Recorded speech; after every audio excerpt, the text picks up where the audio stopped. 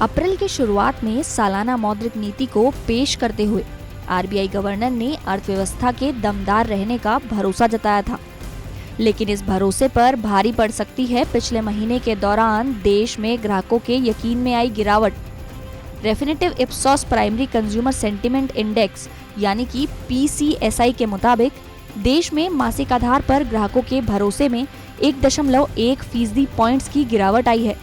ग्राहकों को ये भरोसा सभी 4 सेगमेंट्स यानी नौकरियों, पर्सनल फाइनेंस, अर्थव्यवस्था और भविष्य के लिए निवेश में कमजोर हुआ है।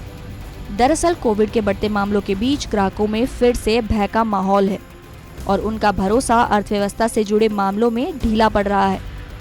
जानकारों का मानना है कि जिस तरह से कोरोना बेकाबू हो गया है और उसे रोकने के लिए जगह जगह लॉकडाउन का विकल्प आजमाया जा रहा है, इससे ग्राहकों के सेंटिमेंट्स पर नेगेटिव असर हुआ है।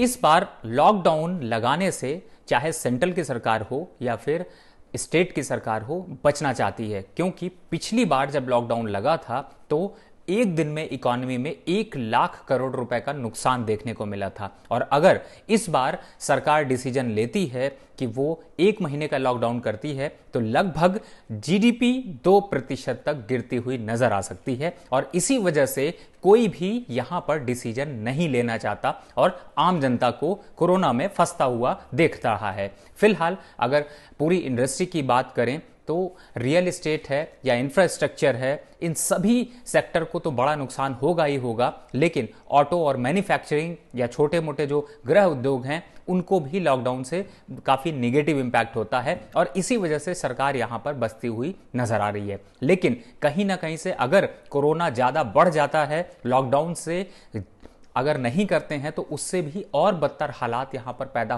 होते हुए नजर आएंगे। तो इंडस्ट्री चला पाना या फिर जो प्रोजेक्ट्स हैं उनको कंटिन्यू कर पाना काफी मुश्किल होगा। इसलिए सरकार को यहां पर जल्द से जल्द डिसीजन लेना होगा या फिर ये कहें कि मेडिकल सर्विसेज उतनी देनी होंगी जिससे कि इसको किसी भी तरीके से कंट्रोल किया जा सके। हालांकि लॉकडाउन इस बार व्यापारी वर्ग ये चाहता है कि लॉकडाउन ना किया जाए, लेकिन अगर लॉकडाउन नहीं होता है तो इससे आम जनता काफी प्रभावित होगी।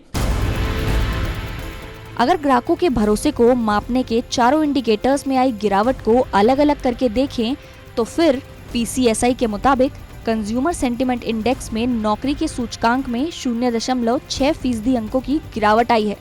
निजी वित्तीय स्थिति से जुड़े सूचकांक में 1.5%, निवेश के माहौल से जुड़े सूचकांक में 0.9% और आर्थिक उम्मीदों के सूचकांक में 0.8% अंकों की गिरावट आई है। इप्सॉस इंडिया के मुताबिक कारोबारों में पहली लहर के बाद रिकवरी की शुरुआत हुई थी, जो अब नई लहर के सामने सुस्त पड़ती नजर आ रही है। इसने नौकरियों से जुड़ी भावनाओं को कमजोर किया है, तो रोजाना घरों को चलाने के लिए जरूरी वित्त, बचत, निवेश पर असर करना शुरू कर दिया है। कोविड-19 की पिछली लहर के दौरान भारत में केवल 1 लाख से कम केस देखे गए थे। अब जब दूसरी लहर का कहर जारी है तो रोजाना मामलों की संख्या उछाल के साथ करीब 3 लाख मामलों तक पहुंच गई है।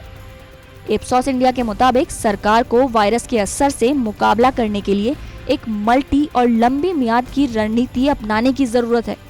इसमें टेस्टिंग को बढ़ाना, टीकाकरण अभियान को बढ़ाना, वायरस से सबसे ज्यादा प्रभावित क्षेत्रों में मिनी कंटेनमेंट जोन बनाना, SOPs का पालन करना और वायरस से निपटने के लिए स्वास्थ्य इंफ्रास्ट्रक्चर को उपलब्ध कराना शामिल है।